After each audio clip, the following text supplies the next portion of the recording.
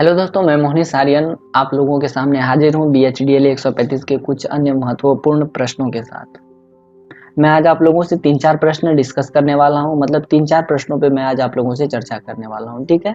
उससे पहले मैं आप लोगों को कुछ बातें बताना चाहता हूँ। सबसे पहला बात तो यह है दोस्तों कि ये जो क्वेश्चन आप लोगों के स्क्रीन पे दिख रहे हैं, इन सभी क्वेश्चंस के, इन सभी प्रश्नों की PDF आप लोगों के लिए डिस्क्रिप्शन बॉक्स में अवेलेबल है। आप लोग डिस्क्रिप्शन बॉक्स विजिट करें, डिस्क्रिप्शन बॉक्स में जाए और वहाँ से प्रश्नों को डाउनलोड करके पढ़े, ताकि आप लोगों का एग्जाम प्रिपरेशन अच्छे से हो पाए, ठीक है।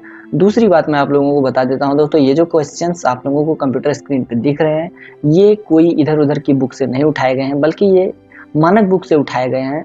मतलब मैं ये कहना चाह रहा हूँ कि ये जो क्वेश्चंस है जिस पुस्तक से उठाया गया है, वह पुस्तक आज से नहीं वरन 10 से 15 वर्ष पूर्व से ही इग्नू के स्टूडेंट के लिए बहुत हेल्पफुल साबित होती रही है, ठीक है। इस वजह से मैं इस बुक से आप लोगों के लिए क्वेश्चंस अवेलेबल करवा रहा हूँ। इसलिए आप लोग से रिक्वेस्ट है कि इन सारे वीडियोज को आप लोग जरूर देखें और फिर एग्जाम के लिए प्रिपरेशन करें, ठीक है। तो इसी श्रेणी में मेरा जो आज का पहला क्वेश्चन है, मेरा जो आज का पहला प्रश्न है, वो ये है कि संबोधन कारक से क्या तात्पर्य है, इसका प्रयोग किस प्रकार किया जा सकता है, ठीक है। देखिए दोस्तों, यहाँ पे ये कहा जा रहा है कि संबोधन कारक किससे कहते हैं और हम लोग इसका प्रयोग किस तरह से करते हैं, ठीक है। सबसे पहले मैं आप लोगों को बता देता हूं कि संबोधन क्या है, ठीक है। सामान्यतः हम लोग संबोधन का ये अर्थ जानते हैं, किसी को बुलाना, किसी को आदेश देना, किसी को उपदेश देना, किसी को संबोधित करना ही संबोधन है, ठीक है। जबकि हम अभी चर्चा कर रहे हैं हिंदी विषय के बारे में, ठीक है। जैसा कि आप सबों को पता होगा कि हिंदी का विषय पूर्ण रूप से वैज्ञानिक विषय है, मतलब यहाँ पर संबोधन कारक की भी कुछ न कुछ विस्तृत परिभाषा होगी, ठीक है। तो हम अभी संबोधन कारक के उस विस्तृत परिभाषा की चर्चा करने वाले हैं, ठीक है। तो मैं आप लोगों को बता देता हूं दोस्तों, देखिए, संज्ञा या सर्वनाम का कोई भी रूप जिससे किसी को बुलाने, पुकारने या बोलने, उपदेश देने, आदेश देने आदि का बोध होता हो, उसे हम लोग संबोधन कारक की संज्ञा देते हैं, ठीक है। और मैं आप लोगों को बता देता हूं दोस्तों, संबोधन कारक की पहचान के लिए, मतलब संबोधन कारक के जो पहचान चिन्ह होते हैं, अर्थात संबोधन कारक की अभिव्यक्ति कैसे होगी, इसके लिए एक निश्चित चिन्ह होता है, ठीक है। तो वो चिन्ह है दोस्तों ये वाला, ठीक है। इस तरह का जो चिन्ह होता है, इसे ही हम लोग संबोधन कारक चिन्ह कहते हैं, जैसा कि यहाँ पे मैं आप लोगों को अभी दिखा रहा हूँ, ठीक है। और संबोधन कारक का जो विभक्ति चिन्ह है वो है हे, अरे, अहो, अजी, ठीक है। ये आप लोग समझ चुके होंगे। अब मैं आप लोगों को संबोधन कारक के कुछ उदाहरण देने वाला हूँ, ठीक है। तो यहाँ पर एक सामान्य सा उदाहरण दिया गया, हे ईश्वर मेरे साथ ही ऐसा क्यों, ठीक है। जैसा कि मैंने आपको कहा, विभक्ति चिन्ह में हे, अरे, अहो, अजी होता है और इस चिन्ह का प्रयोग किया जाता है। जैसे यहाँ देखिए, यहाँ पर हे, यहाँ पर एक दिख रहा है आप लोगों को विभक्ति चिन्ह है संबोधन कारक तो यहाँ पर ये भी देखिए हे, ठीक है। और इसी जगह देखिए इस चिन्ह का प्रयोग किया गया है, जैसा कि आप लोग स्पष्ट रूप से यहाँ देख रहे हैं, हे भी है यहाँ पे और यह चिन्ह भी है। तो इसी तरह से ये संबोधन कारक होगा, इसी कारण से, इन्हीं चिन्हों के कारण से यह जो वाक्य है संबोधन कारक होने वाला है, ठीक है। और मैं आप लोगों को बता देता हूँ, यहाँ जो वक्ता है, मतलब जो बोलने वाला है, इस हे शब्द का प्रयोग ईश्वर मतलब भगवान के लिए कर रहा है, और वह इस समय जब वो बोल रहा है कि हे ईश्वर मेरे साथ ही ऐसा क्यों, तो इस वाक्य में वह ईश्वर को संबोधित कर रहा है कि हे भगवान मेरे साथ ही ऐसा क्यों होता है। अब हम लोग कुछ दूसरे उदाहरण की भी बात कर लेते हैं, जैसा कि यहाँ दूसरा उदाहरण दिया गया, अरे तुम इतनी जल्दी कैसे आए। जैसा कि मैंने आप लोगों को बताया, हे, अरे, अहो, अजी संबोधन कारक का विभक्ति चिन्ह होता है। देखिए यहाँ पर अरे आप लोगों को दिख रहा है विभक्ति चिन्ह है, और यहीं पर देखिए अरे लगाया गया है, और वहीं पे आप लोगों के सामने ही देख लीजिए यहाँ पर चिन्ह का भी प्रयोग किया गया है। रुकिए मैं स्पष्ट करके आप लोगों को जरा दिखा देता हूँ। देखिए यहाँ पर अब आप लोगों को दिख गया होगा स्पष्ट रूप से इस चिन्ह का किस तरह से यहाँ पे प्रयोग हुआ है, ठीक है। तो यहाँ पे ये कहा जा रहा है कि वक्ता जो है किसी दूसरे को कह रहा है कि तुम इतनी जल्दी कैसे आ गए, ठीक है। अब आगे बढ़ते हैं दोस्तों, देखते हैं आगे क्या लिखा गया है। देखिए दोस्तों, सर्वनाम शब्द के साथ कभी भी संबोधन का प्रयोग नहीं होता है, ठीक है।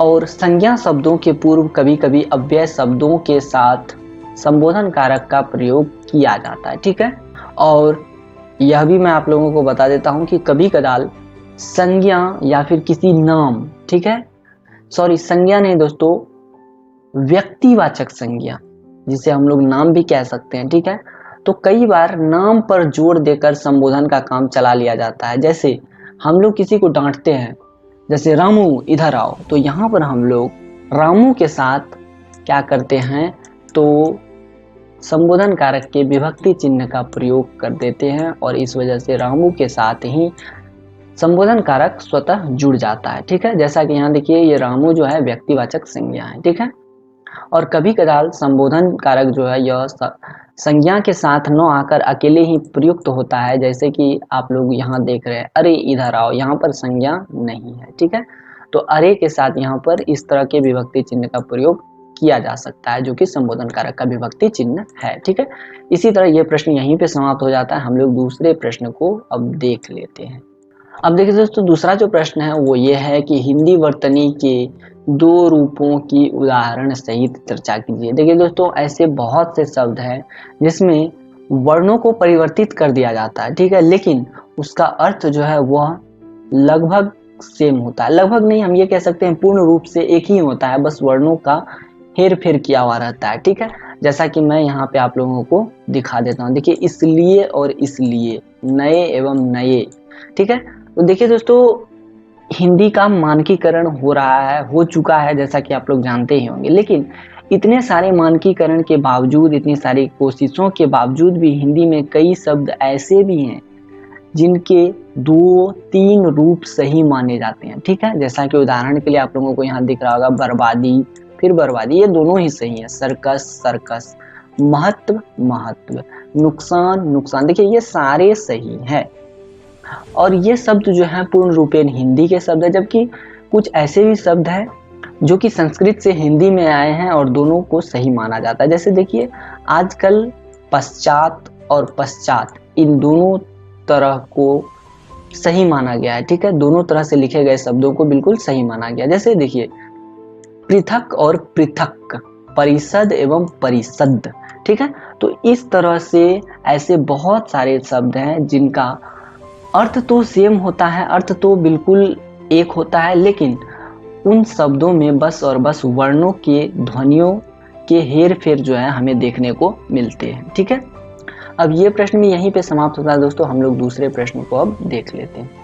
देखिए दोस्तों, अब जो प्रश्न है वो ये है कि शब्द निर्माण की दृष्टि से प्रत्ययों के प्रयोग से शब्द रचना पर प्रकाश डालिए। देखिए यहाँ पर कहा जा रहा है कि जो शब्द निर्माण होता है प्रत्यय के प्रयोग से, उस तरह के शब्द रचना पर प्रकाश डालिए, उसके बारे में हमें समझाइए। ठीक है, ये प्रश्न मैंने पहले भी आप लोगों से चर्चा कर लिया है। इसके पिछले वाले वीडियो में ही मैंने इस बात पर चर्चा करी है कि प्रत्यय क्या है।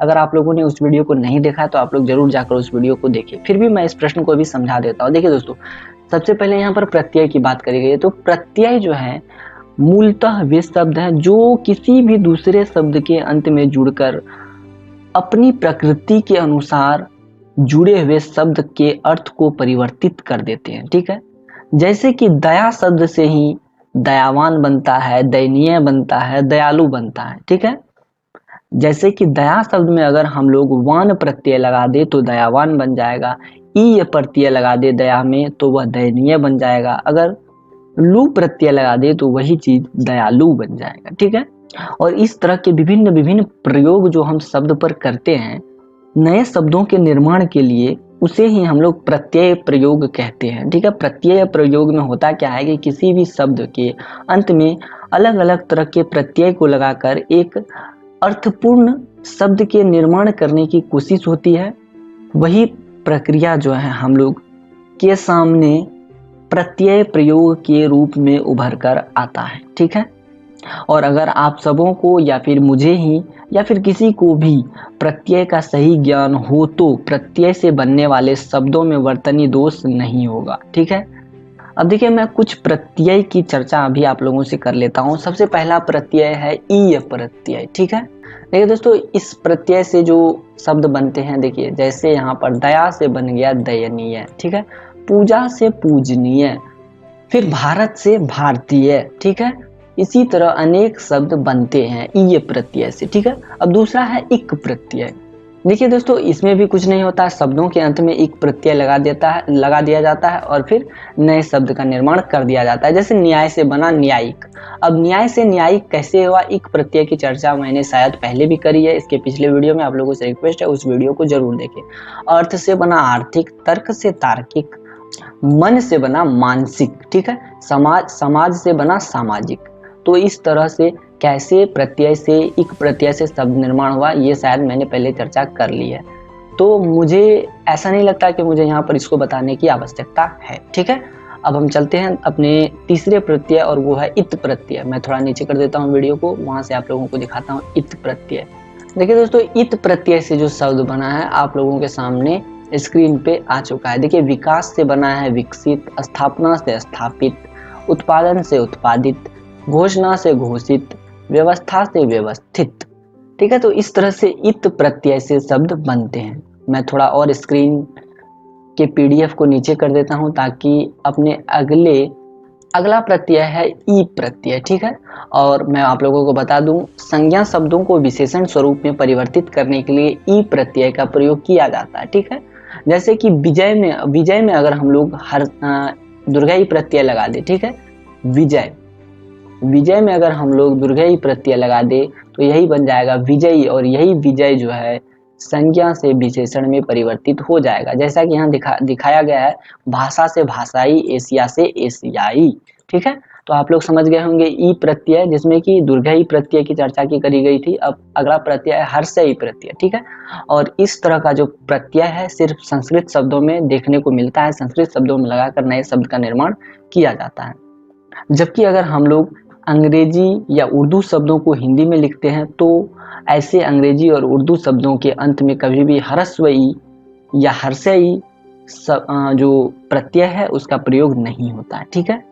जैसे कि कमेटी, यूनिवर्सिटी, सोसाइटी, अंग्रेजी, जनवरी, उर्दू शब्द में बर्बादी, परेशानी, बीमारी, आखिरी, इन सभी में कभी भी हर्षई, ह्रस्वई प्रत्यय का प्रयोग नहीं होगा, ठीक है। तो प्रयोग किस में होगा, तो आप लोगों को मैं दिखा देता हूँ। देखिए, शांत से शांति बना है, शांत जो है पूर्ण रूपेण संस्कृत का शब्द है। प्राप्त से प्राप्ति बना है, ठीक है। जागृत से जागृति बना है। तो इस तरह से ह्रस्व ई प्रत्यय लगता है, ठीक है। ये प्रश्न भी यहीं पे समाप्त होता है दोस्तों। अब हम लोग अपने अगले प्रश्न को देख लेते हैं। अगला जो प्रश्न है दोस्तों वो ये है कि विलोम शब्द का क्या अर्थ होता है, उदाहरण देकर स्पष्ट कीजिए। मतलब यहाँ पे ये कहा जा रहा है कि उल्टे शब्द, विलोम शब्द क्या है, इसके लिए कुछ उदाहरण आप दीजिए जिससे कि यह विलोम शब्द स्पष्ट हो जाए, ठीक है। तो मैं आप लोगों को बता देता हूँ दोस्तों, यहाँ पर विलोम शब्द कहा गया। साधारण शब्दों में कहें अगर तो विलोम शब्द का अर्थ होता है उल्टा शब्द, ठीक है। तो अगर वैज्ञानिक भाषा में कहें तो विलोम शब्द को हम ये कह सकते हैं कि वैसा कोई भी शब्द, ठीक है, जो किसी दूसरे शब्द का विपरीत या उल्टा अर्थ देता है उसे ही विलोम शब्द की संज्ञा दी जा सकती है, ठीक है। और अगर हम ये भी कहें कि एक दूसरे के विपरीत अथवा उल्टा अर्थ देने वाले शब्द विलोम शब्द कहलाते हैं तो ये कहना भी गलत नहीं होगा। अतः हम ये कह सकते हैं कि विलोम का अर्थ होता है उल्टा या विरोधी अर्थ देने वाला, ठीक है। जैसा कि यहाँ देखिए आप लोगों के सामने उदाहरण उपलब्ध है। मैंने जो भी कहा वो यहाँ पर आप लोगों के सामने उल्टे शब्द के रूप में भी दिखाया गया। यहाँ पर उपलब्ध का अनुपलब्ध लिखा गया, ठीक है। मैंने अभी कहा था आप लोगों से कि यहाँ पर उदाहरण के रूप में उपलब्ध है, जबकि मैंने यहाँ जो उपलब्ध कहा था ये इस शब्द के लिए नहीं था, ठीक है। मैं ये कहना चाह रहा था कि यहाँ कुछ उदाहरण दिए गए हैं। तो जब मैंने यह ये बात कह दी तो मुझे स्क्रीन पे दिख गया उपलब्ध का भी उल्टा शब्द इस क्वेश्चन के आंसर में दिया गया है। तो उपलब्ध का उल्टा शब्द अनुपलब्ध होगा, ठीक है। आप लोग समझ गए होंगे। अब दूसरा है अमृत। अमृत का उल्टा विष, आदि का उल्टा अंत, इच्छा का उल्टा अनिच्छा या विलोम एक ही है। तो अब आप लोग समझ गए होंगे कि विलोम शब्द क्या है, और फिर जो भी ऊपर में हमने अभी प्रश्न डिस्कस किए वो सभी आप लोग समझ गए होंगे, ठीक है। मैं आशा करता हूँ कि ये सारे क्वेश्चंस आप लोगों को अच्छे से समझ में आ रहे होंगे, ठीक है। और आज के वीडियो में बस इतना ही रहेगा दोस्तों।